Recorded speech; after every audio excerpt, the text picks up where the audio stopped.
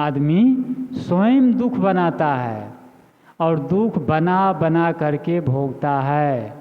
जैसे ज्यों सोना ललनी गहियो कीट कुसियारी माज, तैसे गति यह जीव के भई दिवसते साँझ।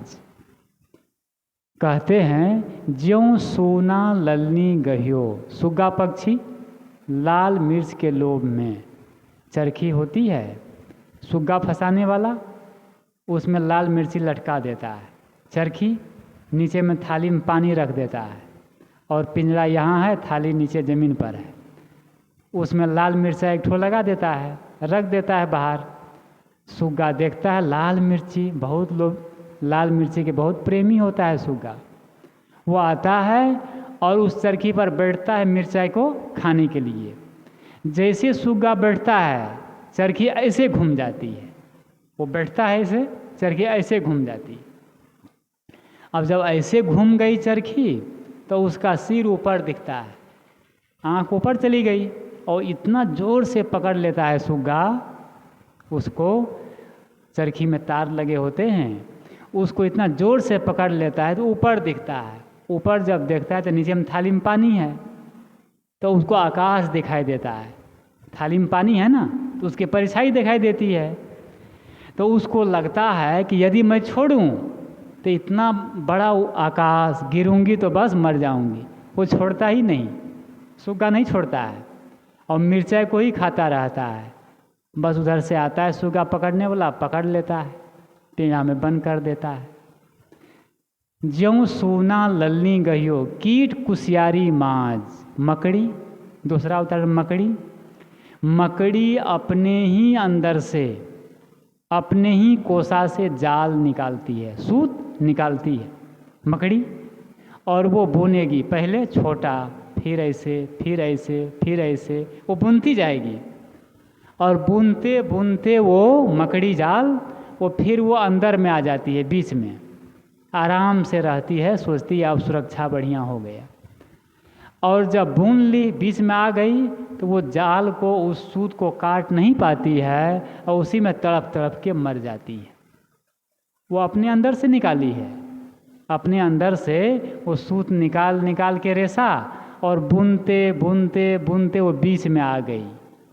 और बीच में जब आ गई तो इतना मजबूत हो गया वो जाल कि उसमें से निकल नहीं पाती है और तड़प तड़प करके मर जाती है। कहीं देखे होंगे, कहीं बाथरूम में, कहीं और घर में, कहीं तो मकड़ी जाल है, उसमें मरी हुई है। मकड़ी कहाँ से वो मर गई, कौन मारा उसको, कौन दुख दिया? वो अपने अंदर से ही निकाली ना, अपने अंदर से सूत निकाली, बुनी और उसके अंदर में आ गई और काट नहीं पाई बंधन को और तड़प तड़प करके मर गई। यही हाल आज मनुष्य की है, यही स्थिति आदमी की है।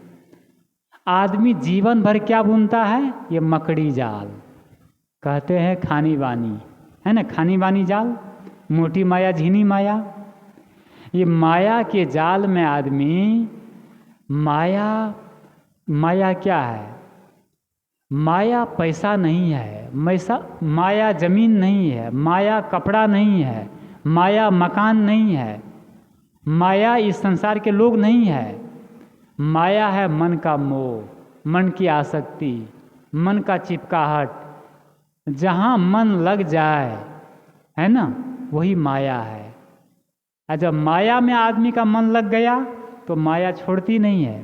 तो चिंतन करिए, एक लड़का रोज़ सुबह सुबह जाता है स्कूल पढ़ने के लिए, आता है जाता है, आता है जाता है, कितने साल से? 25 साल से जा रहा है। ठीक है, बढ़िया फ्री, एकदम बढ़िया खुश होके जाता है, पढ़ाई करता है, हर क्लास में फर्स्ट आ रहा है।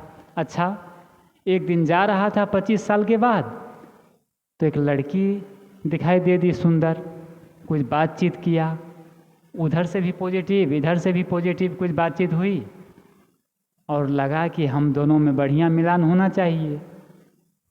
बस एक दूसरे को थोड़ा सा मन मेल हो गया। अब जब लड़का पढ़ने जाता है तो पढ़ने के मन नहीं लगता है ना, पढ़ना बंद, वो जाता है स्कूल में, मन कहाँ है? मन वहाँ। और वो पढ़ने के लिए मन नहीं लगता है उसको, घर आता है तो घर में भी मन नहीं लगता है। अब रात दिन उसी के बारे में सोचता है, और उसको लेने के लिए, उसको पाने के लिए, उसे शादी करने के लिए कहता है मैं मर जाऊंगा लेकिन शादी उसी से करूंगा। 25 साल हो गए, आज तक तो बढ़िया जी रहे थे, बढ़िया जा आ रहे थे, कोई बात नहीं थी, कोई चिंता नहीं थी। आज क्या हो गया? ये चिंतन है एक, आज क्या हो गया? क्योंकि उसका मन उसमें बस पकड़ लिया। यही माया है, यही मोह है। रोज उसको देखता था, रोज देखता था, कोई बात नहीं, वैसे बहुत देखता था, उससे कोई हानि लाभ की बात नहीं थी। लेकिन जहाँ मन चिपक जाए, मन लग जाए, वही माया है। न तो सोना चांदी माया है, न धन दौलत माया है, न रुपये पैसे माया है, न घर द्वार माया है। माया क्या है? मन का मोह। जहाँ मोह कर लिए, लगाव कर लिए, दिल लगा लिए, इसको कहते हैं दिल लगाओ। जहाँ दिल लग जाए फिर देखो दिल में दर्द होने लगेगा। इसीलिए कहते हैं कि भाई दिल कहीं मत लगाओ, दिल कहीं लगाने, ये संसार में दिल लगाने लायक नहीं है, संसार में सेवा करने लायक है। संसार में आए हैं तो सेवा कर दो, कर्तव्यों का पालन कर दे, लेकिन दिल लगाएंगे तो दिल लगे से बड़ा दुख होई। वो एक ठो है वो, अगर कहीं दिल लगाएंगे, मन रमाएंगे तो फिर वहाँ अशांति आएगी, दुख आएगा। आज आदमी इतना दुखी क्यों है? एक हास्य कलाकार हुआ है उत्तर प्रदेश में, और बहुत बड़े प्रसिद्ध कलाकार है। अगर मैं नाम बताऊंगा तो सब लोग जान जाएंगे। वो इतना बड़ा हास्य कलाकार था कि जहाँ बड़े बड़े नेता, प्रधानमंत्री, रामदेव बाबा और बड़े बड़े हस्ती जहाँ जाती थी ना, सभा होती थी, मीटिंग होती थी, तो वहाँ वो बुलाए जाते थे, उनके बीच में जाता था। अब वो कुछ ऐसी बातें करता था, ऐसा मतलब फकड़ा बोलता था, ऐसा मतलब एक्टिंग करता था कि सबको हंसा देता था। वो चाहे कोई भी हो, वो हंसाता, वो जीवन भर हंसाता रहा। उसका काम ही था लोगों को हंसाना, ठीक है ना? दुखी आदमी को सुखी करना, रोए हुए को हंसाना, उसका नाम है हास्य कलाकार, ठीक है ना? श्रीवास्तव जी नाम है उसका, उत्तर प्रदेश आजमगढ़ का वो थे। और अभी भी यूट्यूब में आता है, टीवी में बहुत प्रसिद्ध है। तो वो सब जगह वो हंसाता, और हंसाते हंसाते सबको हंसाने वाला आदमी अभी 15 महीना पहले उसको बीमारी हो गई हार्ट की, हार्ट अटैक, भर्ती किया गया। लोगों ने कहा कि इनका बहुत दबाव है, बहुत चिंता है, बहुत डिप्रेशन में है। डॉक्टर ने बोला बहुत डिप्रेशन में है, और डिप्रेशन के कारण, गुस्सा के कारण, क्रोध के कारण इसका हार्ट जो है फेल हो रहा है। इलाज चला, 6 महीना तक नहीं बचे, मर गए। सबको जीवन भर हंसाया, क्या हुआ? अंतिम में बहुत बार ऐसा होता है कि आदमी दूसरों को हंसाते हंसाते खुद जीवन भर रोता है।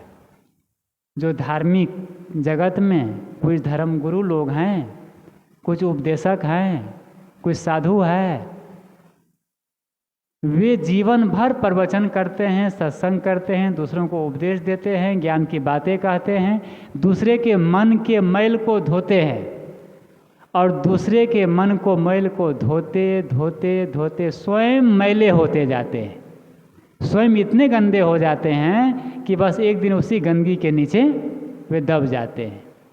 दूसरों को सुधारते सुधारते एक दिन स्वयं बिगड़ जाते हैं। ऐसे क्या होता है? दूसरों को सुधारते सुधारते वे स्वयं बिगड़ गए होते हैं। ये क्यों होता है? ये प्रवचन, ये सत्संग, ये वाक्य जाल, ये वाणी जाल, ये भी वाणी जाल है। दूसरों को रिझा लेना। अगर यहाँ पर आवें कोई भजन गाएं बढ़िया। अभी हम लोग गए थे कार्यक्रम में बाका, तो सब 2-3 साधु थे हम लोग, और बड़े बड़े कलाकार थे गाने वाले। जब वो गाया तो पूरी सभा जो है मुग्ध हो गई और कहा कि और गाइए। अब जो गा रहा है उसको जीवन में ठिकाना नहीं है, न तो खाने का, न पीने का, न कुछ। अपना जीवन अनैतिक है, अपना जीवन अव्यवहारिक है, अपना जीवन अशिष्ट है, लेकिन दूसरों को वो हंसा रहा है, खुश कर रहा है। तो ऐसे ही धार्मिक के कारण आज धर्म बदनाम है, धर्म बदनाम है। शांति की बातें, कल्याण की बातें, मुक्ति की बातें, ये जो है जब तक हम शांत नहीं होंगे, जब तक हम मुक्त नहीं होंगे, तब तक शांति और मुक्ति के बातें कहना व्यर्थ है। जो चीज़ हम देना चाहते हैं वो चीज़ पहले हमारे अंदर हो। ये तो स्वाभाविक है कि बिना हमारे पास पैसा नहीं है तो पैसा कहाँ से देंगे दूसरों को। अगर ज्ञान नहीं है तो हम ज्ञान कहाँ से बांटेंगे। जो चीज़ हमारे पास रहेगी वही देंगे ना। और आदमी जो चीज़ दे रहा है उसके पास है ही नहीं, तब कहाँ से दे रहा है भाई। उधारी, उधारी दे रहा है। एक आदमी छाता लेके जा रहा था तो उसका मित्र ने कहा कि ये छाता दे दो मुझे। कहा मैं नहीं दूंगा, मैं दूसरे मित्र से मांग के लाया हूँ, उसको लौटाना पड़ेगा। तो वो उसके पास गया, छाता दो, तो कहा कि जो वो उसको दिया हूँ ना वो दूसरे मित्र का है, उसको मुझे देना पड़ेगा। ऐसा करते करते वो छाता कई लोगों की उधारी थी, अब किसको देगा। तो ये ज्ञान भी है ना आज, ये उधारी।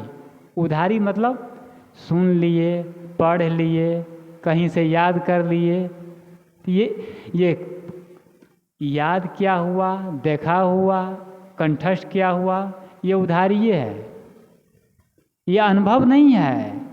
जैसे हमें भोजन, मान लीजिए हमें श्रीखंड है, मिठाई है, रसगुल्ला है, जो रसगुल्ला कभी नहीं खाया है तो वो कैसे अनुभव करेगा कि रसगुल्ला मीठा होता है, स्वादिष्ट होता है। तब वो लोगों से सुन रखा है कि रसगुल्ला मीठा होता है, बहुत सुंदर होता है, ठीक है ना। वो याद कर लिया है, खाया नहीं है। जब खाया नहीं है तो लोगों को वो कहते जा रहा है, लेकिन उसका अनुभव तो नहीं है, उसको अनुभव नहीं है। इसी प्रकार ध्यान, सत्संग, मनोनिग्रह, चिंतन, जीवन का सुधार, परिवर्तन, मन की शांति, इसका लोगों का अनुभव नहीं है। तब कैसे कह रहा है वो दूसरों को, सुन करके, पढ़ करके, याद करके, अपना नहीं है। और उधारी सौदा से, उधारी से काम तो चलेगा नहीं, काम चलेगा नकदी से। मैं कह रहा था इस संसार में उतना दुख नहीं है जितना आदमी भोग रहा है। स्वयं आदमी दुख बनाता है। छल, कपट, दम, अहंकार, ईर्ष्या, क्रोध, मान, मोह, आसक्ति, यही दुख का कारण है। और आज जितनी भौतिकता बढ़ी है, धन बढ़ा है, पैसा बढ़ा है, उतना ही आदमी और उसकी ओर हविस, उसकी ओर हविस बढ़ गई है। और किसी की हविस आदमी को चैन से रहने देती नहीं है। हविस की हविस इंसान को हैवान बना देती है। हविस की हविस इंसान को पत्थर बना देती है। जो करे हविस की खात्मा, उसको हविस भगवान बना देती है। हविस क्या है? इच्छा। हविस जो इच्छा के पीछे भागता है उसको क्या बना देता है? हैवान बना देता है।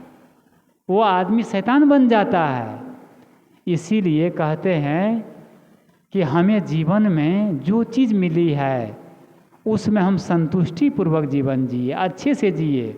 आज जिस परिवार में आदमी रहता है, जिस घर में रहता है, जिस समाज में रहता है, वहाँ एक दूसरे से छल, कपट, मनमुटाव, द्वेष, अब बताइए 5 लोग हैं, 10 लोग हैं, 15 लोग हैं, 2 ही लोग हैं और आपस में मनमुटाव है और कोई काम कर रहे हैं तो छल पूर्वक कर रहे हैं। छल का अर्थ होता है कि घुमा करके बातें करना, हैं, घुमा करके अपने आप को अच्छा साबित करने के लिए आदमी छल करता है। छल कहते हैं कि गलत ढंग से उनको घुमा देना और अपना काम साध लेना, इसको कहते हैं छल। तो आदमी क्या करता है? छल। और छल जहाँ पर है वहाँ पर दुखी है। एक राजा था, बहुत सुंदर ये एक मैसेज है कि आदमी कैसे छल गलत कर्म करके दुखी होता है। वो राजा था, राजा के दरबार में एक नवयुवक 25 साल के ज्योतिषी आया, विद्वान ज्योतिषी, बहुत प्रसिद्ध। राज दरबार में पहुंचा।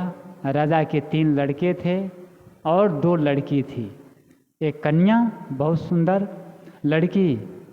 तो राजा ने जो छोटी वाली लड़की थी उसके भाग देखने के लिए उस ज्योतिषी को कहा कि मेरी लड़की की आप भाग देख दीजिए, तकदीर देख दीजिए कि इसका ये कैसा है भाग। और नवयुवक लड़का के पास, ज्योतिषी के पास जैसे लड़की आई, लड़की अब राजा की लड़की थी, देखने में खूब सुंदर थी। वो ज्योतिषी वो नवयुवक देखता है और वो मोहित हो जाता है, सोचता है, मन में कुछ और सोच लिया, जान के ने क्या सोच लिया, गलत सोच लिया। सोचा यदि ये मुझे मिल जाए ये लड़की तो कितना बढ़िया होगा। वो हाथ देखा बढ़िया से और आधा घंटा तक उसको पतरा पलटा देखता रहा और देख करके वो सिर पर हाथ ले लिया और राजा को कहता है, राजन, ये कन्या जिस नक्षत्र में जन्मी है वह बहुत खराब है, बहुत गड़बड़ है, और यदि ये कन्या, ये लड़की आपके घर में रह जाए तो आपके राज भवन का सब विनाश हो जाएगा, आपके देश का विनाश हो जाएगा, सर्वनाश हो जाएगा। ये लड़की जो है ना बहुत गलत नक्षत्र में पैदा हुई है, इसको जल्दी कोई उपाय करिए। उस समय ज्योतिषी का बहुत बोलबाला था, पंडित, ब्राह्मण, ज्योतिषी जो कह देते थे मानते थे बड़े बड़े लोग। राजा घबरा गए, डर गए। बात सही है, उस ज्योतिषी ने कहा कि बिल्कुल सही है, देखिए मैं ऐसे नहीं कह रहा हूँ, इसके राशि देख के कह रहा हूँ। राजा ने कहा तब क्या उपाय है?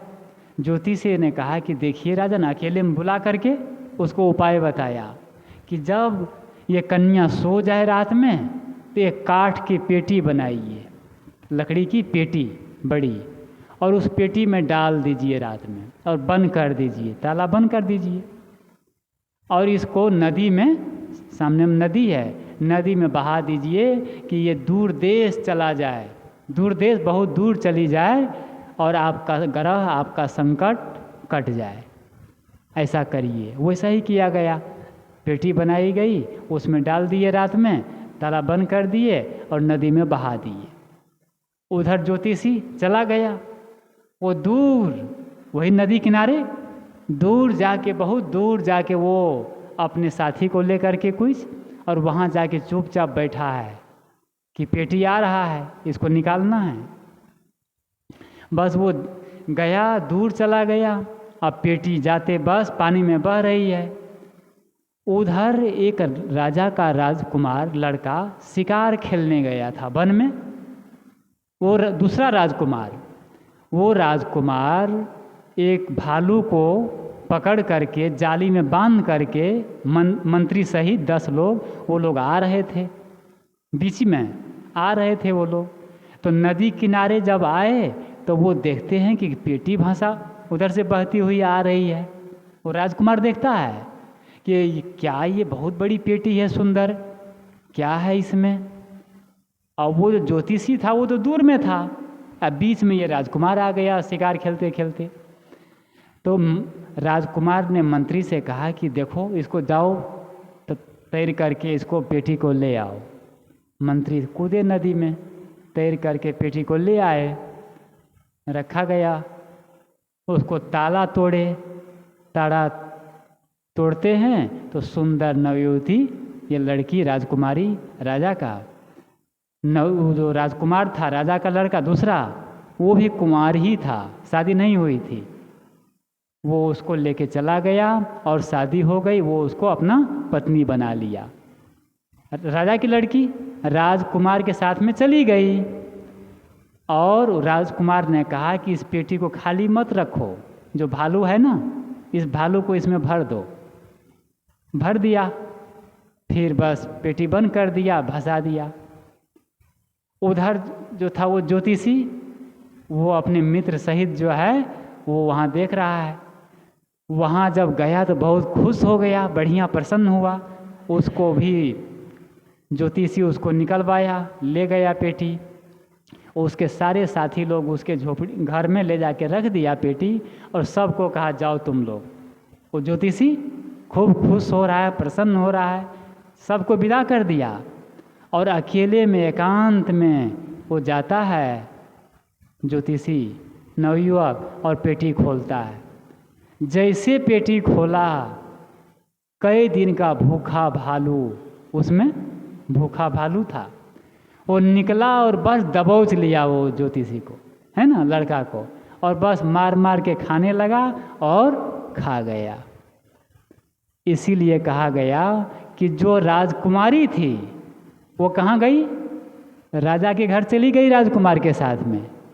और जो गलत आदमी था, ज्योतिषी ठग था, छल कपट करके जो छल किया था, गलत कर्म किया था, उसको भालू खा गया।